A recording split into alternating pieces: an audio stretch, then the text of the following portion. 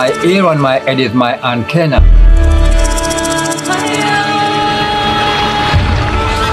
There's a mystic is blowing through the wind.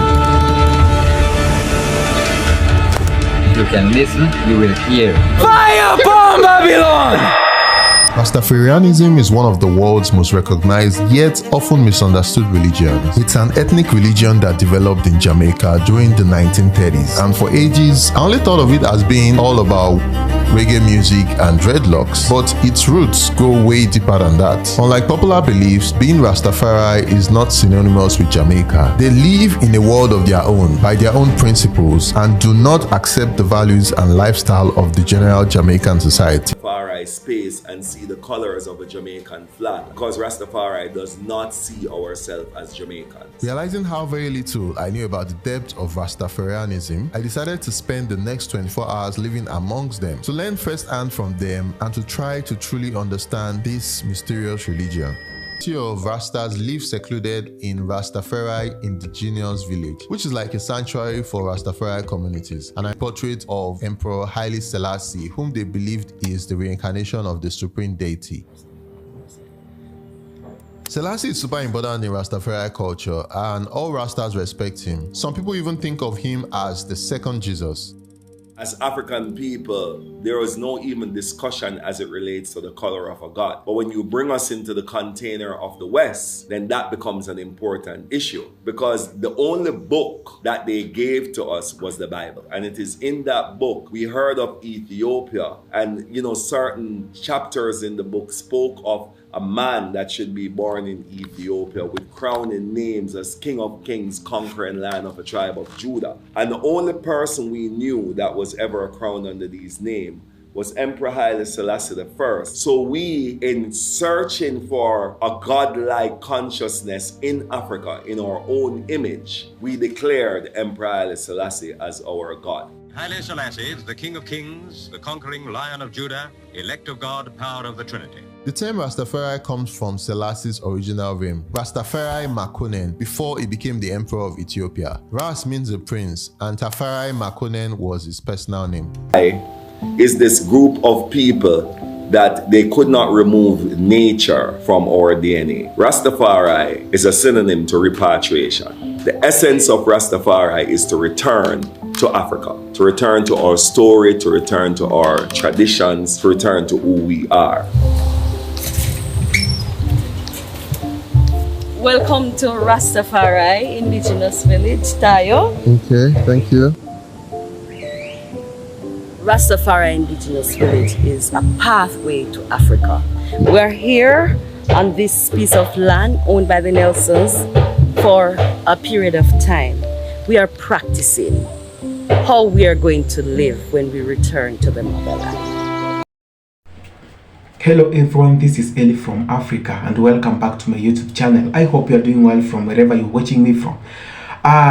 We all know Jamaica. Growing up, I knew Jamaica is in Africa because most of its people are blacks. So I knew like it's a country somewhere in Africa, though I didn't knew the exact point. But growing up, I came to learn Jamaica is in the Caribbean and one of the most beautiful countries to visit, and one of the good countries with beautiful people, good-hearted people. And I just came to learn more about Jamaica in the TVs, and there are some things they don't show us. The normal life of a Jamaican Rastafarian. How do they wake up? What do they do? Because we've seen them aging stronger. Like Jamaican people don't get sick easily, and most of the people have the stereotype mind that it is being associated with bang or the cannabis, you know. But I want us to go through this video, the episodes of this video of this guy who came all the way, had to travel just to come and film this guy, to know the normal life of a Jamaican. Credits to him and to his channel. Let's watch it and dive and see what do Jamaicans do so that they grow healthy, stronger, and age like fine wine. This video is more interesting and you will find more facts and will help you live a very healthy life on this planet. Thank you so much. Let's dive into this video. The most interesting part is the one you're almost skipping. Let's watch this part and come let me know whatever you think of the same video in the comment section. I love you. I believe everything holds a deeper meaning. They see their history of slavery and current challenges like economic instability and racial discrimination, which they call damn question, as tests from Jah. And after the multiple tests over the last decade, there is no better testament to their resilience than their dreadlocks. It is a symbol of African identity, strength, and defiance. The locks for me is, the identity. When you see the locks, you know that this is the defiance of Rastafari. It means that you're taking an oath that, you're going to stand for rights and you're going to stand for yourself. This is what, because when Rasta started growing their hair back in the time, it was to show that, we're not going to join your side. This is where we believe in what we believe in. Your locks is just an acceptance of self, Culture is that dictate that you should shave. Is somebody else decide that you should shave because that is their perception of what they call looking good. However, if you weren't following that line of reasoning, this is how you would naturally look. Yeah. And if you can't be comfortable with how you naturally look, then I don't know how the mind reasoning there, Everybody here wears dreadlocks, which follows their Rastafari spiritual practice. They view their hair as a source of power that shouldn't be cut. My hair on my head is my antenna, because there's a mystic is blowing through the wind. And if you can listen, you will hear. And if you can feel, you will feel it. I am someone. If you do something, I don't saw you when you do it. But as I saw you, I know. You say something bad about me. I wasn't there. But as I saw you, I know. So I can feel that vibration of energy. But you got to be clean and true within yourself. And the universe draws everything to you. Plant is a very profound teacher. It opens our mind instead of alters our mind. It gives us this idea that we can also be sovereign in relationship with nature. In recognizing that human beings and governments only wanted their thoughts and their idea of how we should live to be the primary idea that we use. But with plants, you're able to redirect your thoughts. You were able to be accountable to nature and not just to man. And that's why the main reason why us as Rastafari, we connected to and other visionary plants around the world that indigenous people use. I was someone who really I could not see much. My eyes them were running, just keep running. I can't look into no sunlight. My mom came to take me to a doctor over and over and over, and they can't do nothing about it. So a doctor came from Africa. My mom take me to him, and he told me, he didn't tell my mom, but he told me that I should get a little jar of. I started to do that when I was 7 years old. And from there on, all the things that coming out of my eyes, everything dried up. I can look into any sunlight right now. I don't wear glasses. So this, no one can tell me to stop use herb. People discriminate, but not for me. It is good for some, but if you can't manage it, you leave it alone. It is not for everyone. So do you grow your own? Sometimes we don't have any in our village, but we have other family, who plant herb. But I don't, I get it.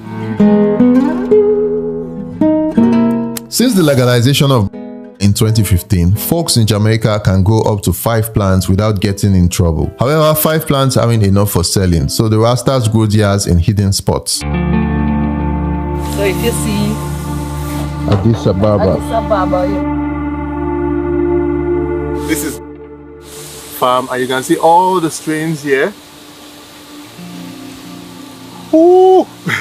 What are the health benefits of? Well, my brethren, in the Rastafari community, we have been relating to this plant for just wellness.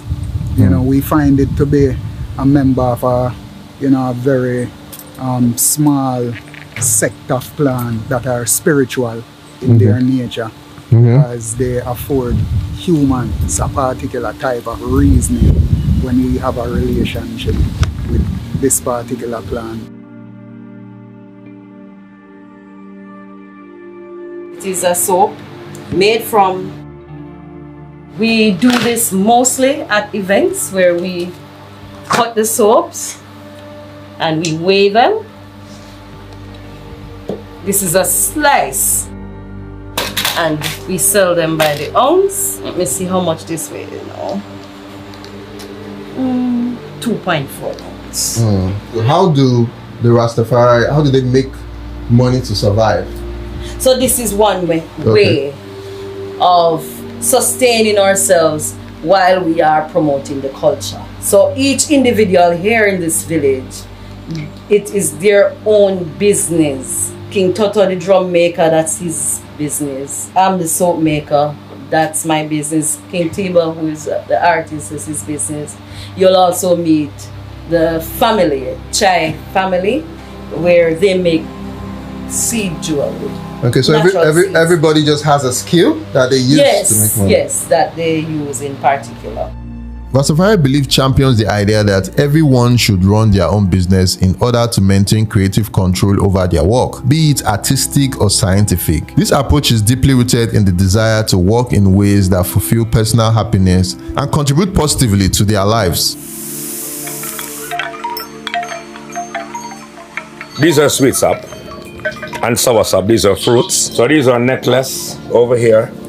We have the lignum vitae. It's the same thing that I'm wearing right here. Oh. And this comes from the tree of life called it's the national flowers tree. And then we have the blue maho, which is a national lumber tree as well.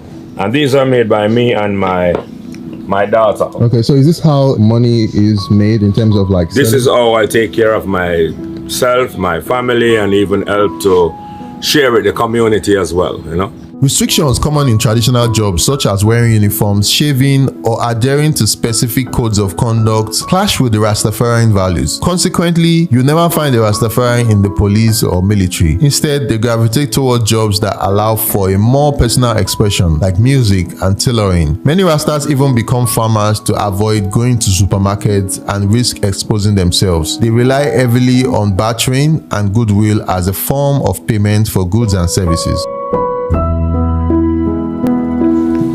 What's that drink? Rump roof. Rump rough.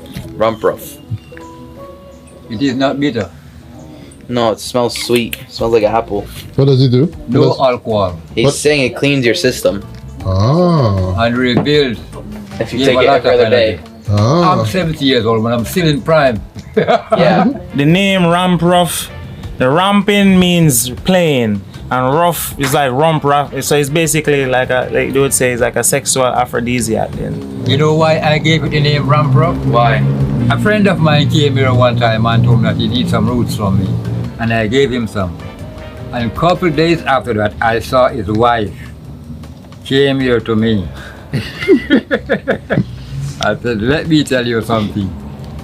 Do not give my husband any more roots when he came here. And I laugh, and I scratch my head and I say to her, oh, he's ramping rough. And he get very hungry. So from there on, I gave the name Ramp Rough. So how much of this you're gonna need? Right now, 1 bottle. Okay. It's buying. Yeah, I'm buying, bro. Wait, first of all, before you buy it, why are you buying this? I mean, I read all the things. It says it cleanses your blood. It's good for your immune system. It makes you absolutely rock hard, and you have the best lovemaking session of your life. Kids, they help with kids production. Kids production. I'm coming out of this with a baby. It's gonna be a Jamaican baby. Is it gonna put me to sleep, or do I try right now? You can't taste it, man. This is my first time trying. Okay. I corks the whole thing. You can't taste it. Shut it. Oh my god. Oh my god, I just wasted like 12 cents. That's serious. This is my first time doing this, yeah? Oh, yeah, try it out. I'm your guinea pig. Ramp Rough. Ramp rough. Gonna be rock hard in some seconds.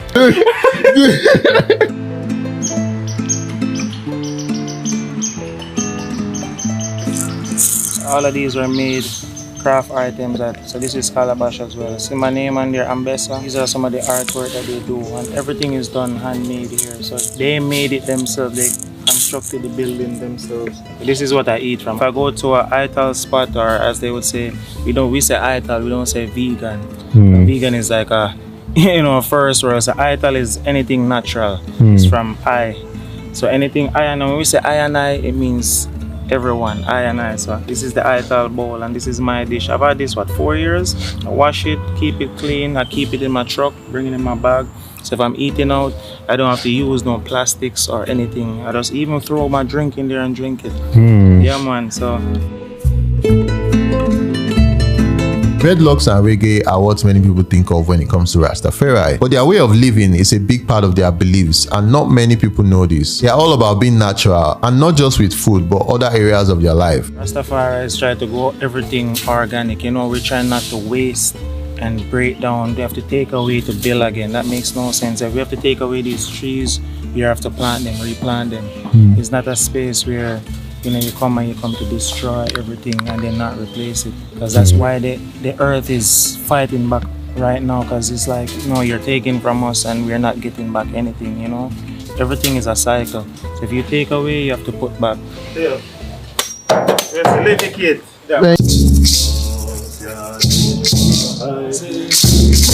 Welcome to our tabernacle. This is a place where we come to give thanks and praise. This is a space where we come to regroup. It's a space where we come to find forward. This is a music that all the groups of Rastafari play. They are taken away my every possession. They don't want me to know where I belong and belong.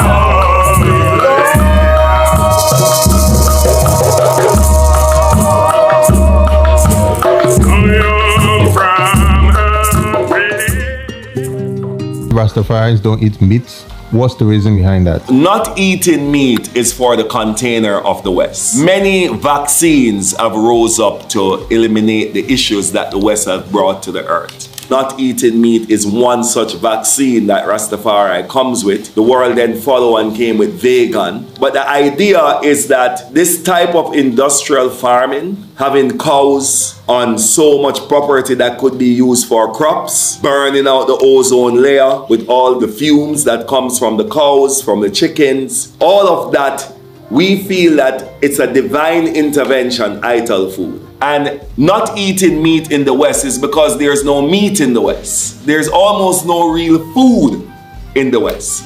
So the idea of our food is what is natural. So people eating meat in original places like the East and so on are in a direct relationship with nature. I would not go to an African person and tell them that they should not eat meat, because they are probably eating real, something that is natural. But in this container called the West, there's no real meat.